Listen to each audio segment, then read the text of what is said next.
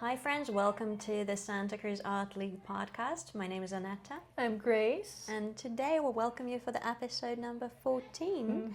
And it's going to be a long one, so if you are making art, put us on the background and we'll keep you company while updating you on all the news within Art League.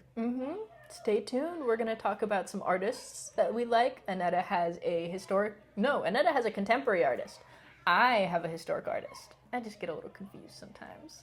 And we have good old fun. Stay tuned. Back to it, episode number 14. Yes, I'm feeling like a freshly groomed Shih Tzu. Very nice. Ready to talk about art. Walking into the Art League today was just such a treat. It's chaos right now in our office. You guys can't see this half of the office, but it's chaos. We'll film a little bit for you. You guys could see a little bit. Just tiny sneak peek. Because maybe it's a gallery too. Yes, because it's so exciting. It rivals with any other feeling of excitement for me walking into a gallery and seeing the pieces lined up. Yes. It's just such There's a so treat. much energy. It has Yes. been brimming here because, as you have probably guessed by now, because I won't stop talking about it, the landscape show is happening. This week has been drop-off. By the time you're seeing this, which will be Wednesday the 16th, hopefully, the show will be open to the public. And so, The opening day. Ooh. Yeah, opening day. So we hope to see you there. There's just so much anticipation and creative process that goes into it, and seeing it all come to life. Yeah, it's just wonderful. Also, because the show is so historic and the jurors that we select, obviously, they're renowned artists. So the people who were juried into the show are really excited to be there, and so you get to come and see these amazing artworks, and they're just so happy to be there too. So it's just the energy is unmatched. So it's one of my favorite shows. And we are going to put on the screen the dates when the show is going to be open for public and the first Friday reception. First Friday. It's going to be August 1st. Yeah. Be here at about 5 o'clock. A lot of the artists who are in the show are going to be here. The jurors going to be here. We're announcing awards, and there's going to be some bites. So it'll be fun. Who doesn't like art and food? Oh, absolutely. And I am mentioning the membership for you guys. If you haven't considered it yet and you have been watching our podcast, making your art with us in the background, I highly recommend considering joining the Art League. It's a cool group of people. Yeah, it's so fun. You get to get discounts on classes when you join. We have member-specific activities, or at least we're trying to redo it. But also, you just get to support the organization being here for another 100 years, hopefully. Absolutely. So. And reciprocal membership, my favorite. I think I've briefly mentioned it. I went to San Jose Museum of Art a couple of weeks ago, and I talked to the gentleman at the front desk, and we talked for 30 minutes. I talked about Art League. He told me about his personal creative process and his work because they're also a non-profit. And me being, a member, the reciprocal member, I got to attend the museum for free, which is pretty awesome, and to exchange the news of the small orgs across the California. It's so fun. I love getting to talk to other small arts orgs because a lot of us have kind of similar struggles, and we're always excited about similar things, and so, getting to see what they're up to, and everybody's just, you do this work because you love it, and so getting to see how excited everybody gets about the projects they're working on, it's so fun. And because Art League has been around for such a long time, since 1919. A lot of people know about it at least across California, and like, oh, my father used to go, wait, is it the one, my dad, or like my teacher who taught me, like the guy was doing metallic sculptures, and it's just, there's so many ways to cross the paths, and I love it. So. It's super cool. Also, I don't know if this is something that we are making public just yet, but I have a little fun little story to share. This woman dropped by maybe a couple of weeks ago with like a portfolio in a box of this photography from, I want to say it was like the 60s. But the woman's grandmother used to be the president here. I'm trying to remember her name. But I got to see this really cool photography, and she donated it to us. And so I think that one of these days it is going to be displayed at the Art League. That would be incredible. Yeah, it's going to be so sick. But yeah, some award-winning, like some of them had, the award ribbons on the backside of them too. So some very cool, and pretty it's like special. local scenery. There's like a fisherman, I think probably from the wharf, and there's some pictures over from Carmel back in the day. And so really cool stuff. I love when past, present, and future unite in whatever form it takes. The artist that I'm going to talk about today is a great example of it, so I'm really, really excited to talk about it. Yay. But I feel like when it has some sentimental or historic significance to you or your organization personally, that just makes it priceless, because you get to see the glimpse of what was compared it to what is, and build hope for what will be. Yeah, and I think that, it's really cool. So we don't really have like a private collection here. Our facilities are a little small, and we don't really have an adequate space for storing a private collection.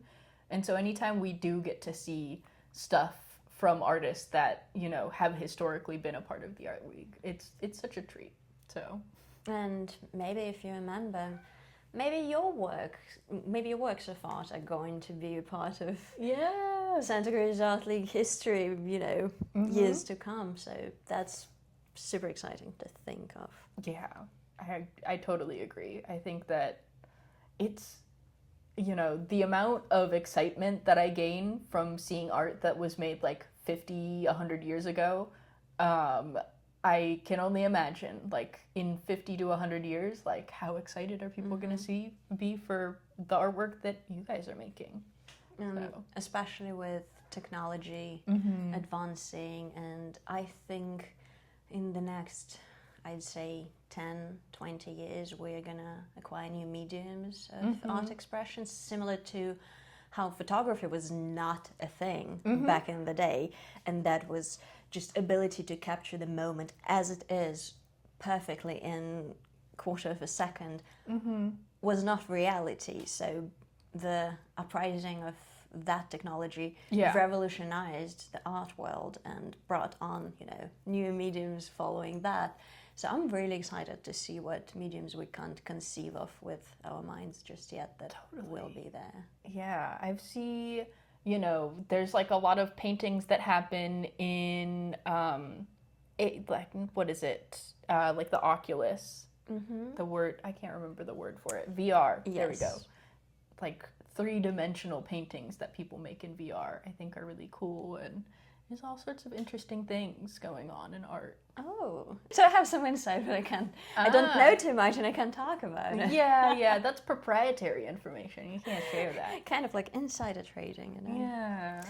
So I'm excited for the future, but that being said, I think it's incredibly important to preserve the past and not just throw it out and be like, that's a story of the past.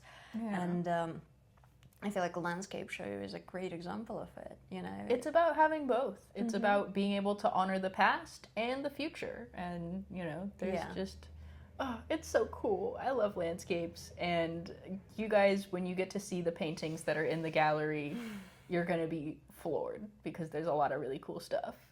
I'm excited. I'm excited for you to come either on Wednesday or the opening night or any time in between when you have ability to do that. Stop by during our open hours, bring your friends, hang out, decide which ones you like best, or, you know, how people did stuff. I love when people come to the gallery together and then just like hang out and talk about the art. It's wonderful. I know I have great friends when I can go to galleries and museums with them and talk about it, and especially if we have very different perspectives. Yeah. That is more exciting to me. Ooh, yeah, a little healthy like debate, expand the mind.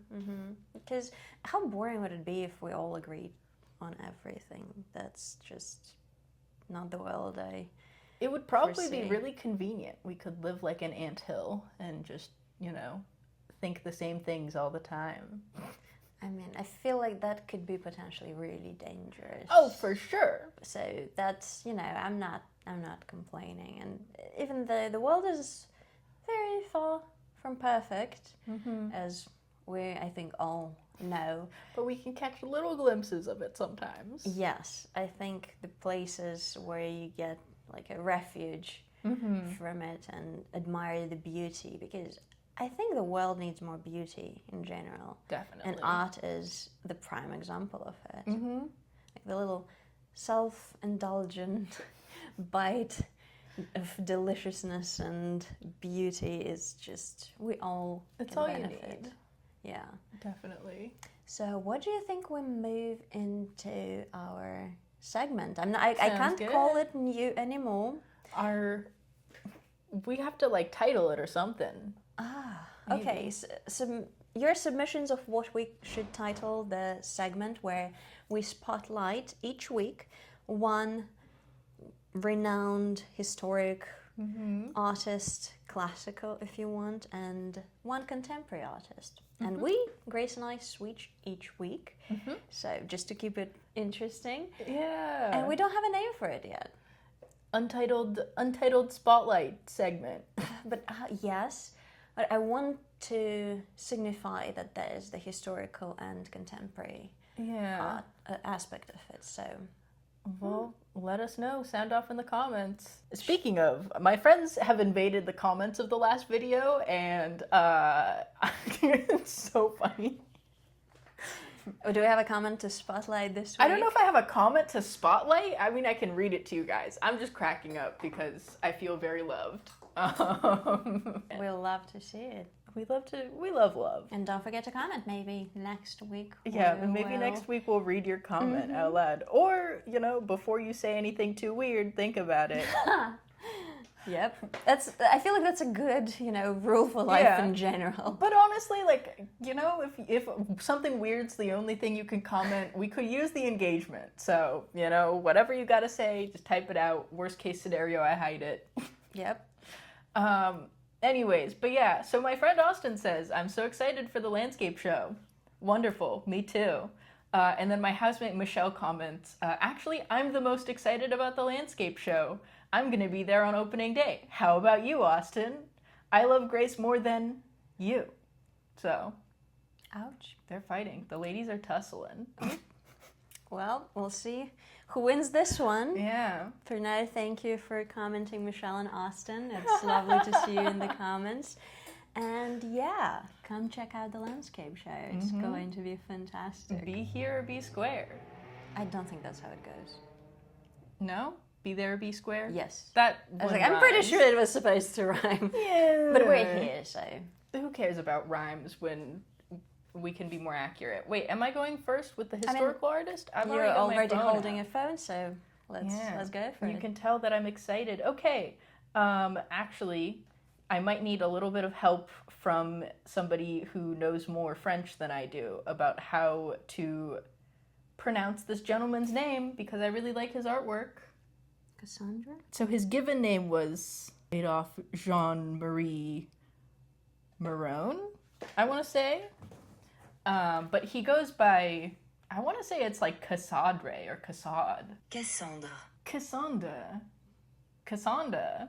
You? I don't know. I don't speak French, but I do appreciate their artists. Anyways, but he's an illustrator from the golden age of illustration, which was, I want to say, like the 1930s through, sorry, it was 1880 through 1930. It ended in 1930. I'm mixing up my fun facts. But he's an illustrator from the golden age of illustration, which is one of my favorite art periods. Because of the advancements in technology. There was just a lot more illustration available to the public. And so you see a lot of like really interesting and innovative techniques, really cool artists being highlighted in a lot of different mediums and stuff. But Cassandre was specifically famous for like his Art Deco and like very modern styles of like commercial design. So one of his more famous was the Dubonnet wine, where he was one of the first people to consider how people would be able to see advertisements from their car. And so he has a lot of these like very graphic and bold styles. He also made a lot of use of airbrush, which was newer at the time. And so you get a lot of those like deliciously crisp gradients, you know. And exciting compositions too. I feel like it was a revolution in a way in the poster world, and like how his illustrations affected the posters and advertising. Yes. Just very cool stuff. Very dynamic, and like there's just a lot of motion in his things. It's very grand and broad. And the geometry of it. I know, yeah, very geometric. It's super different from the art that I do. I feel like his seems very like measured and precise, and it just flows in such like a, I don't know, mathematically correct way, which is just, it's beautiful, it's gorgeous, it's classic Art Deco, and he is such an inspiration. I love the texture of his stuff and his composition. And just how legible all of it is, too. So I feel like it can be said to be almost like the birth or conception of modern day advertisement, because if you look through like 20s and 30s magazines, which I love, especially when they're black and white and his works being colored, that is just so exciting to make adverts into a work of art. Yeah. Something we can honestly use more of today, where it's just like shoving down our throats, like buy the product. There's no artistry to it, and rarely his stuff is gorgeous, and it's.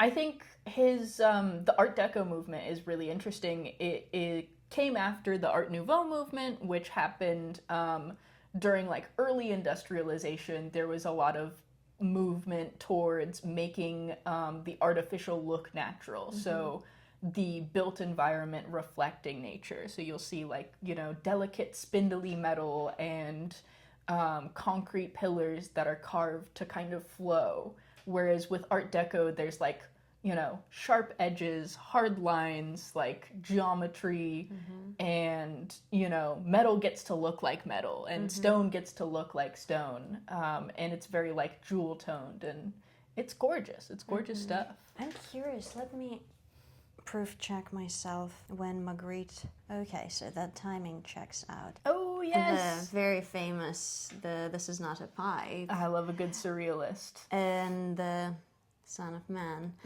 Like those, the hats, but this came later. I feel like that was a logical outcome of those early day illustrations, and I love to see those threads of influence. Yeah, just the way that, you know, art really is a conversation, and artistic periods and styles are in contrast to each other, you know. When one thing becomes huge, then you have artists seeing that and going, well, what if I go in this direction? And so it's always like a push and pull, and it's fascinating.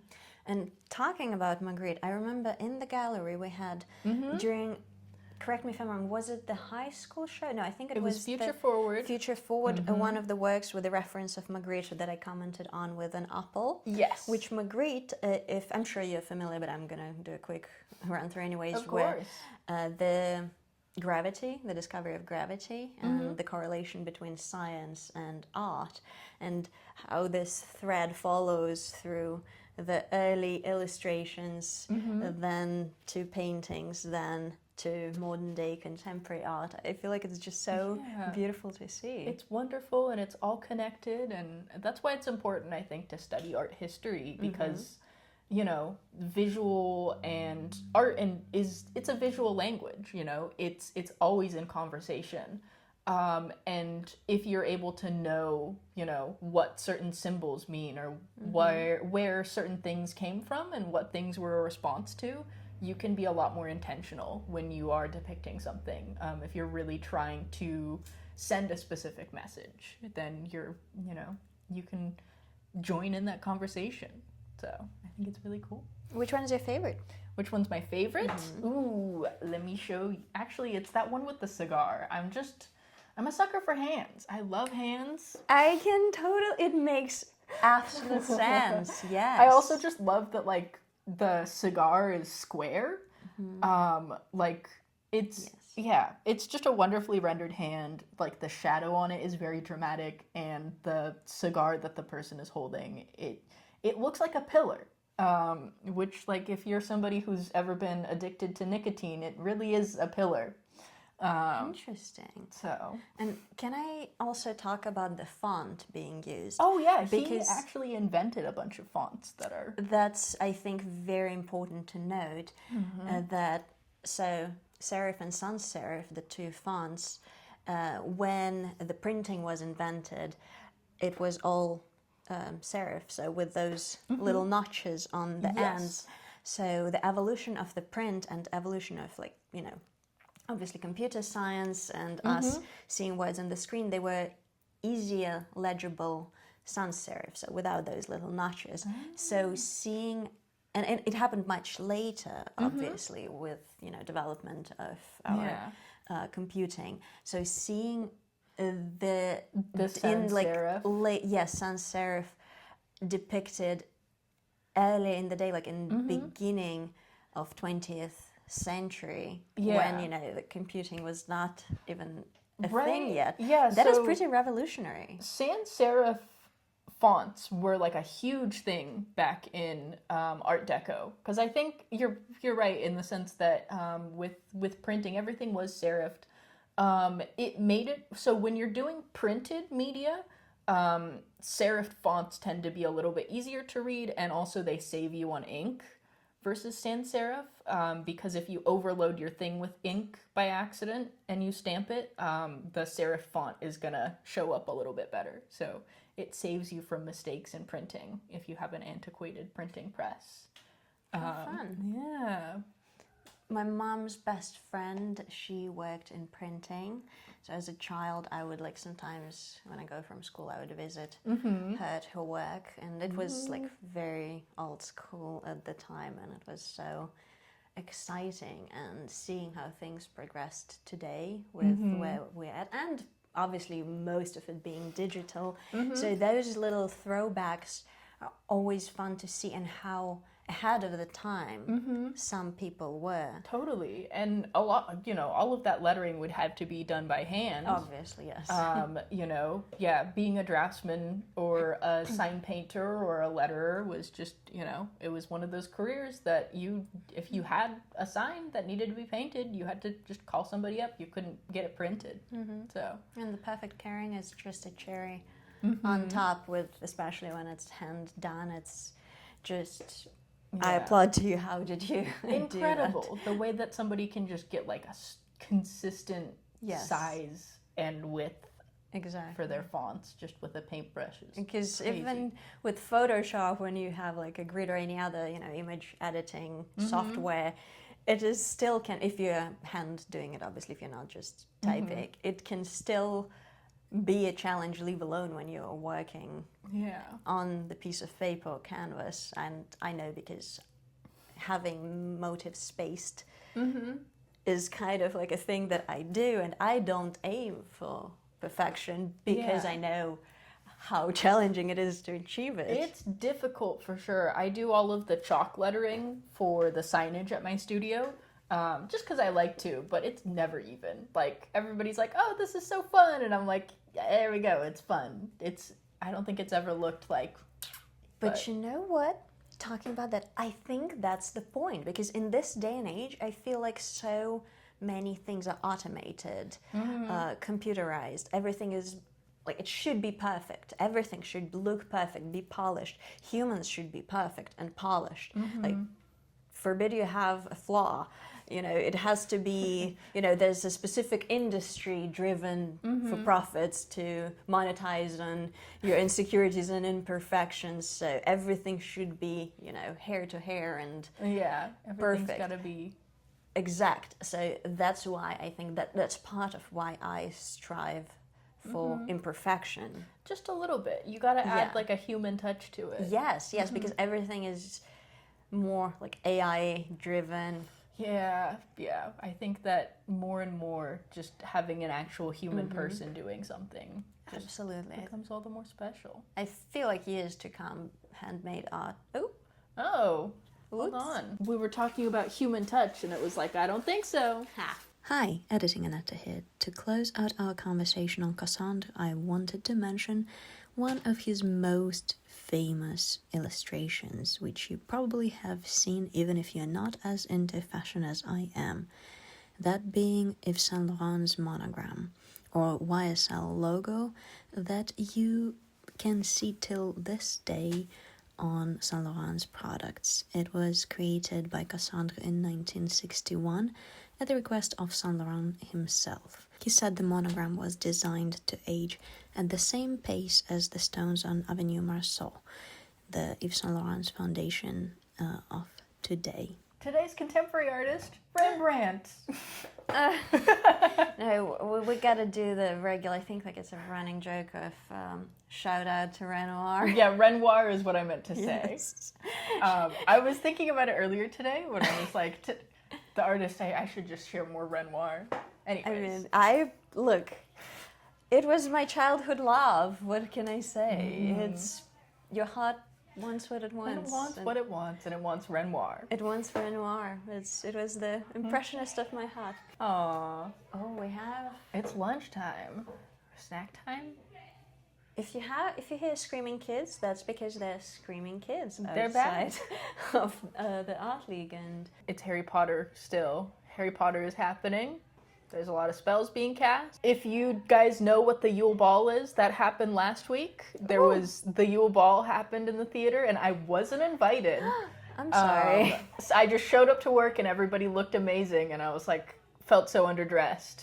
Tragic. I feel like it's such a joy to walk in and see Harry Potter chess. It's so sweet. Also, like, the amount of adults that have come by the office to be like, I wish I could do Harry Potter week too. Yeah, I think, if you work in an office, go talk to your HR. Maybe you need Harry Potter some time week. Off for Harry Potter week. Or, don't do time off. Just do it at your workplace. It's true. Yeah. There's no time like right now. You deserve a Harry Potter week.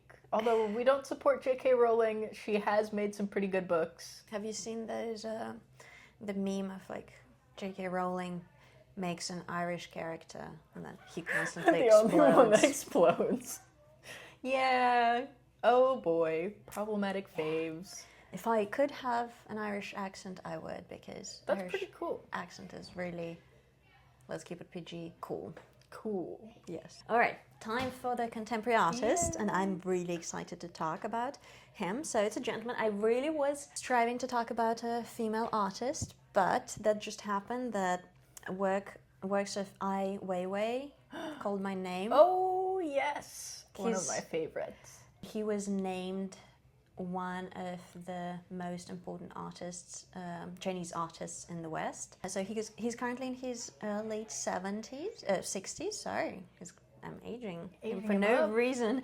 He's in his late 60s, and I absolutely love and adore his works, not just for the cultural significance of it, which we are going to touch, but because of the amount of creativity that goes into that. And I think a good place to start would be one of his later works, being the Coca-Cola glass vase. Yes. And why it is peculiar. It was made in Murano, so the Murano glass in Italy is world renowned, and it was cast in the shape and image of traditional Chinese vases. But obviously, as you can see on the screen, it's shaped and lettered with Coca-Cola branding, so like a nod to the cultural. It's pop art. Exactly. So what we talked about earlier, I feel like it ties in perfectly. The connection of tradition and modernity is portrayed so beautifully in it. And it's obviously one of his later works, and we are going to dive a little deep on it because there's just so much. Yeah. Complex relationship between tradition and modernity is reflected through his upbringing. He was raised in a labor camp.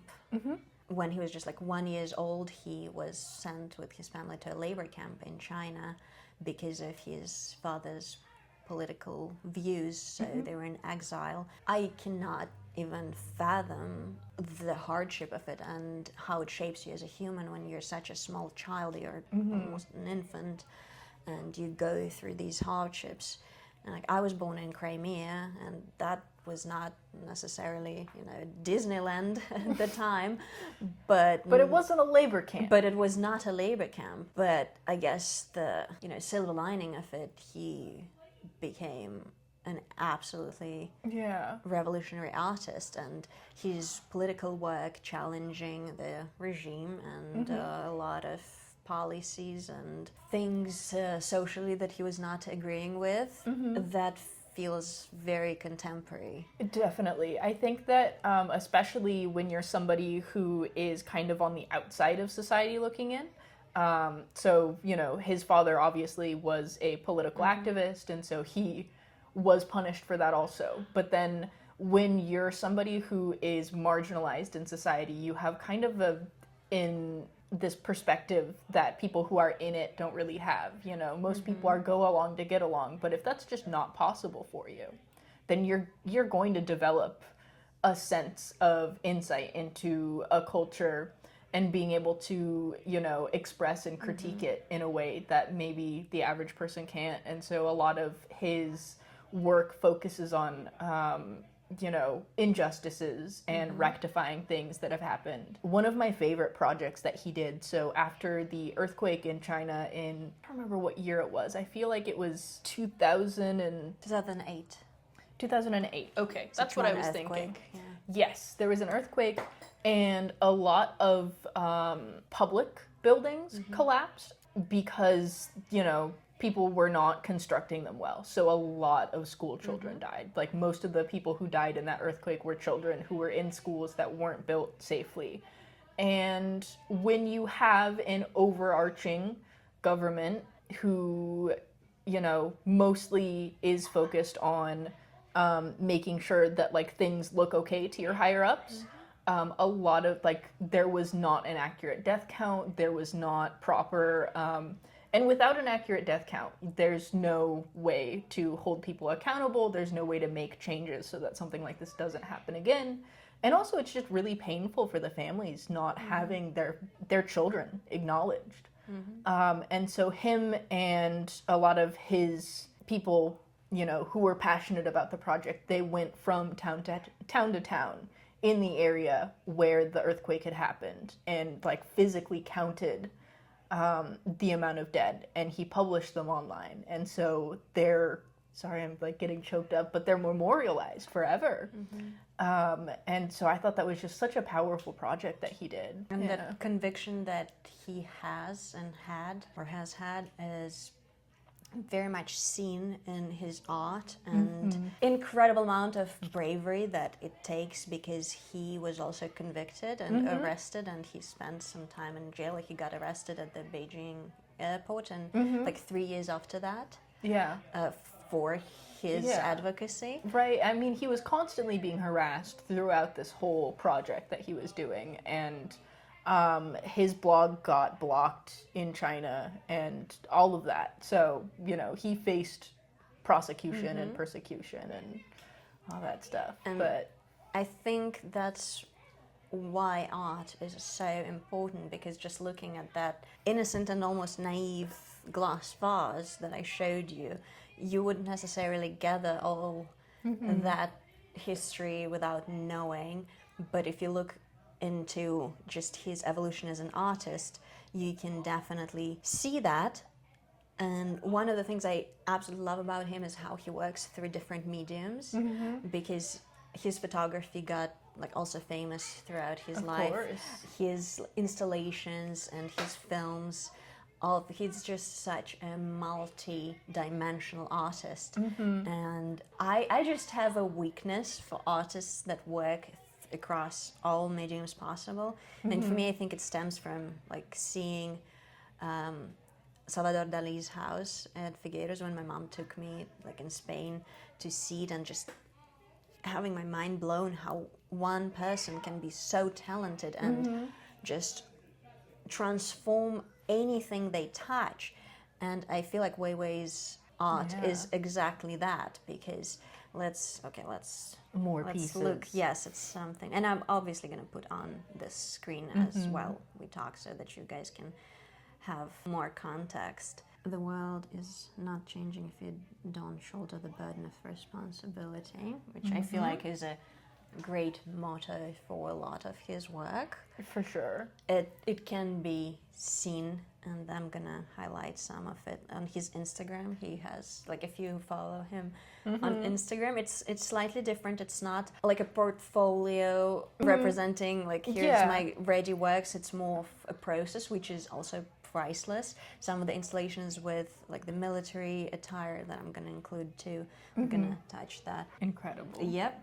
The composition is impeccable, but it's not just about composition, obviously, because of the subject of it. Yeah, his glass and steel hands. Classic middle fingers. Yep. So, I mean, I like the price tag that you can get it just for the mere $74,351. Oh, well, that's 20% off.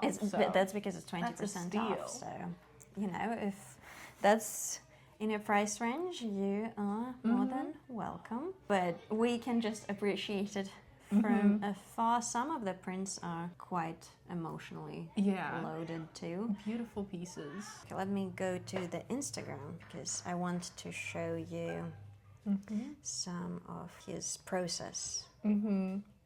Yeah, he uses for the project where he was tracking down, you know, deaths in the earthquake, he was using a blog and he was also using Twitter.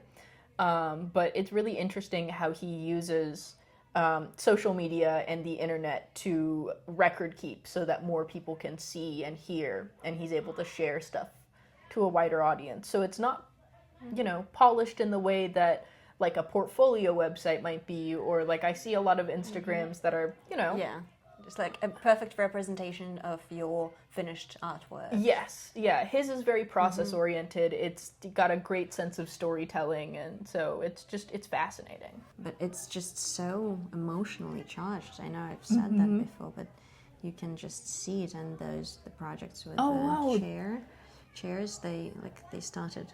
And he was painting them. Oh, interesting. And that's more like an installation. Yeah. And you can see some of the vases. Vases, yeah, and really interesting. So when I used to work at a Chinese antique store, like those chairs we would see all the time.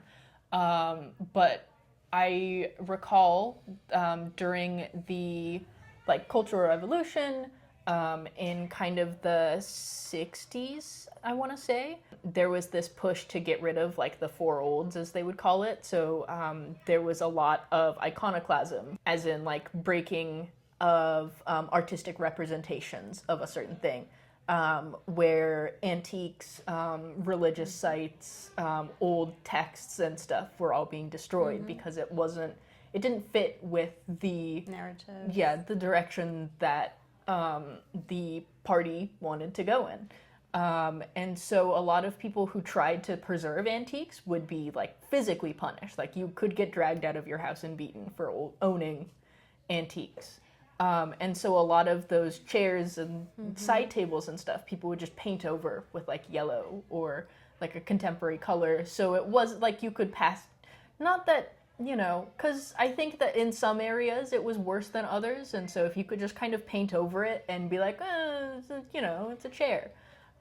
So you see a lot of those like older tables, antiques and stuff that are painted over with like very 60s colors as kind of a representation of people trying to just survive the times. It makes me emotional to talk about him and the cultural significance of it, and just the tenacity that you can see to persevere and tell not even just your story, because like following the earthquake, like in 2009, 2010, he did like a video series or series of videos, to be more specific, of like following a man's challenging path to returning to home, or just taking one story and focusing on it at a time. I feel like it's so important sometimes, because as an artist, when you are faced with something bigger than you, it can be really overwhelming, and you might feel like a drop in the ocean of like, but what can I do? Everything is just so big and larger than me. Like there is no way I can make significant difference in it. And I feel like he's such a great example of like, even if I'm going to tell a story of that one man, of those like almost 4,900 children, it will make a difference, and it is making a difference. Totally. Yeah, that's just the power of storytelling, because at the end of the day, like, you know, you can present all of the numbers and the statistics and whatever, and, you know, most of the time, like, feelings don't care about facts. So being able to tell a story, you know, of one person who's going through something and be like, you know, this single story can be extrapolated out to this wider context. I think that can be really powerful in changing minds and enacting change.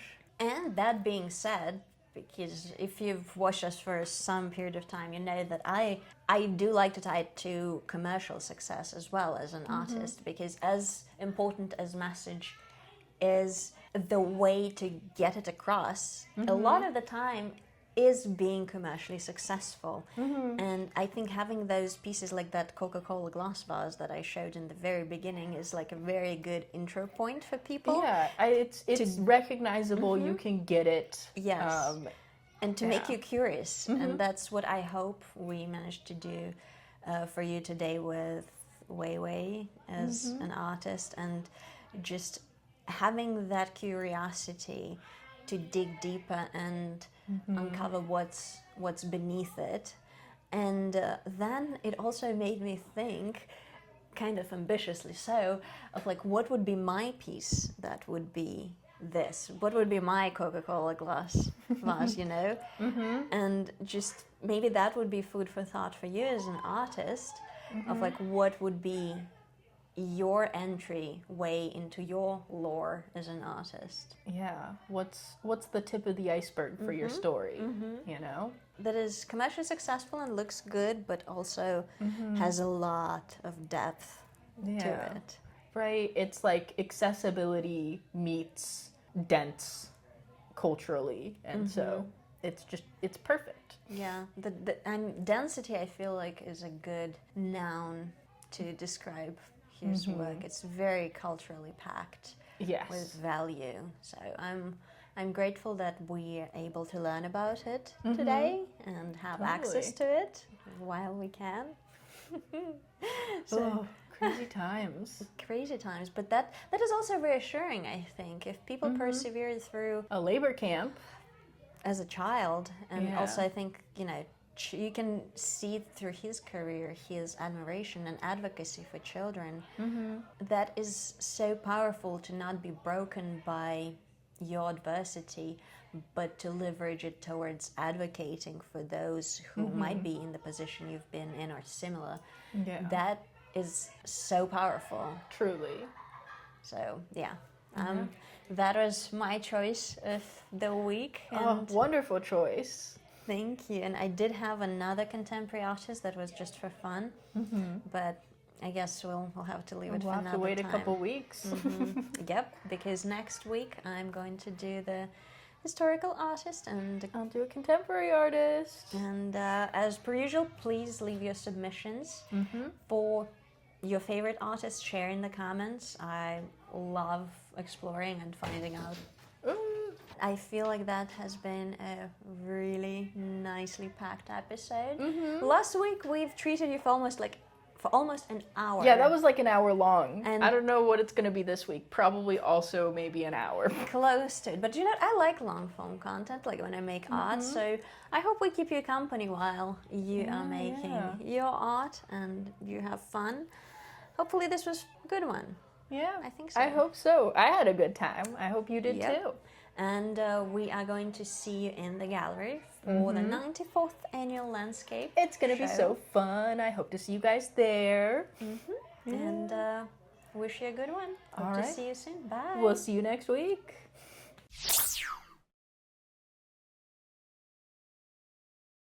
Magic of editing. Yeah. Anetta, sing us a song while I do this. No, why would I do that to you? I like you. Okay. That would be cruel. I'm a talented person, but not a singer? all talents have their limits. Yeah, that's true. I can't sing either. I draw mine at singing. I was in choir in grade school, but I was terrible at it. So. Wait? I was just going to say the kids are quieting down. They are not quieting down. They're thespians. Okay, they're projecting, they're loud, they're ready for the stage. They are ready for the stage. They are ready for it's not conducive to us recording, but that's okay because they're cute and we support the arts. Support children's arts. Yeah. Yes.